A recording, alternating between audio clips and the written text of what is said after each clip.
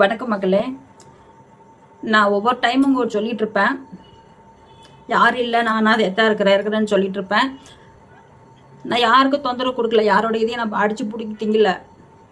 என்னுடைய உழைப்பு என்னமோ எனக்கு தெரிஞ்சது நான் யூடியூப்ல போட்டுட்டு கிடக்கிறேன். நான் எனக்கு அதில் ஒரு ரூபா வந்தாலும் ஏதோ ஒரு சப்போஸ் ஒரு டீயாவது குடிப்பேன்ல, அந்த இதுக்காக உதவியா இருக்கும்ல. இதில் சும்மா ஒன்றும் வந்துடாதுங்க. யூடியூப்ல அவங்கள பற்றி பேசி இவங்கள பற்றி பேசி போட்டலாம் எனக்கு 10 பைசா கிடைக்காது.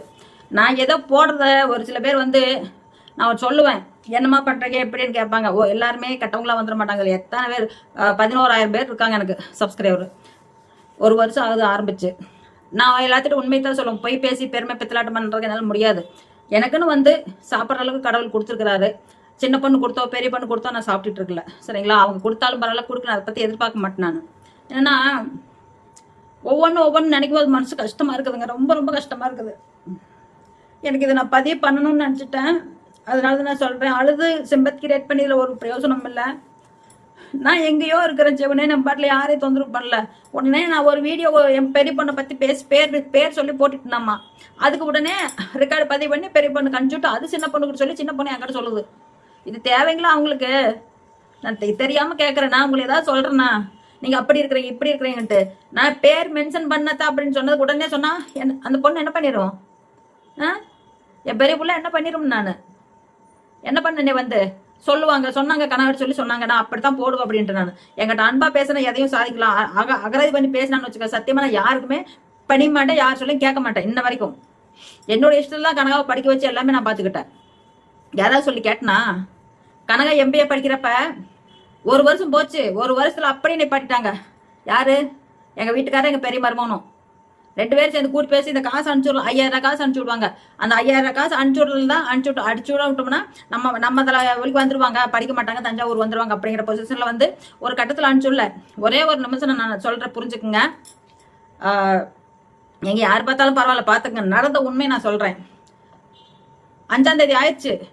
திங்கக்கிழமை அன்னைக்கு எங்கள் பொண்ணுக்கிட்ட ஃபோன் பண்ணி கேளுடா, ஏன் காசு நான் போட்டு விடல அப்படின்னு சொல்லி நான் கேட்டதுக்கே பொண்ணு ஃபோன் பண்ணி ஏப்பா காசு போட்டு விடல அப்படின்னு கேட்டதுக்கு, காசு நீங்களும் நாங்கள் போட மாட்டோம், நீங்கள் என்னமோ பண்ணிக்கங்க அப்படின்ட்டாங்க. நான் ஒன்று இது சொல்லி ஒருத்தரை நான் சிம்பத் கிரியேட் அவங்களையும் தப்பா சொல்ல இவங்களையும் தப்பா சொல்ல. ஒரு மனுஷன் அவங்க ஒரு சம்பளத்துக்கு இருந்தால் அப்படி எங்கள் வீட்டுக்காரரு என் பெரிய பொண்ணு வீட்டில் இருக்கும்போது அப்பவும் எங்கள் பெரிய பொண்ணு சொல்லியிருக்குது, வேண்டாம் அமௌண்ட் அனுப்பிச்சு நிப்பாட்டாதீங்க, இந்த 1 வருஷம் தான் படிச்சுட்டு போகுதுன்னு சொல்லியிருக்குது. சொன்னாலும் அவங்க 2 பேர் பெரிய மருமகனும் எங்கள் வீட்டுக்காரரும் சேர்ந்து அனுப்பிச்சு விடாம விட்டுட்டாங்க. சரின்னு நாங்கள் அதை விட்டுட்டோம், பெரிய இதாக கண்டுக்கல. நான் அன்னைக்கே 2 பேரும் அழுதோம். நாங்கள் ஒரு சாப்பாட்டுக்கு இல்லைங்க, அதுக்கப்புறத்து சாப்பாட்டுக்கு இல்லை. அப்புறம் செவ்வாய் புதன் வியாழக்கிழமை அன்னைக்கு இல்லை புதன்கிழமை அன்னைக்கு ஒரே ஒரு நாள் தான் கேப்ப. புதன்கிழமை அன்னைக்கு பிரின்சிபால் சார் MBA படிச்சுக்கிட்டு இருந்தாப்ப 2வது வருஷம் பிரின்சிபால் சார் கூப்பிட்டு, அவன் நல்லா படிக்கிறாள், அவளை கூப்பிட்டு சொல்லிக்கிறாள், துர்கா நீ ஒரு பக்கம் இது டியூஷன் எடுக்க போகணும், மில்லுக்கு போறியாம்மா அப்படின்னு கேட்டாராமா.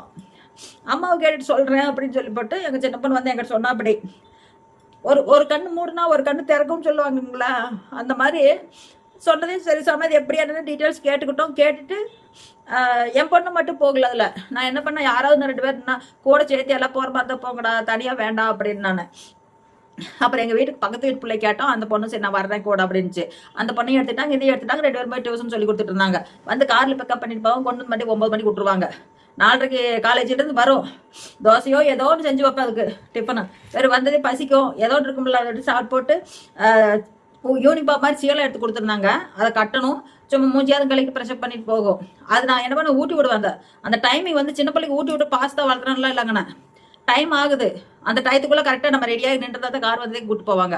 அப்படி போகும்போது அதெல்லாம் என்ன பெரிய பெரிய மில்லுங்க. அதெல்லாம் இந்த 10வது 12வது படிக்கிற பிள்ளைகளாம் இருப்பாங்களா, சின்ன குடும்பத்தில் அவங்க என்ன படிப்பு கூட முடியாத அளவுக்கு வேலை செய்வாங்களா, அவங்களுக்கு டியூஷன் எடுக்கிறாங்க இவங்க. அப்படி எடுத்து கூப்பிட்டு போவாங்க. சாப்பாடு அந்த ஒரு தோசை வேகமாக சாப்பிட்டு ஒரு டயத்தில் வேணான்ருவா.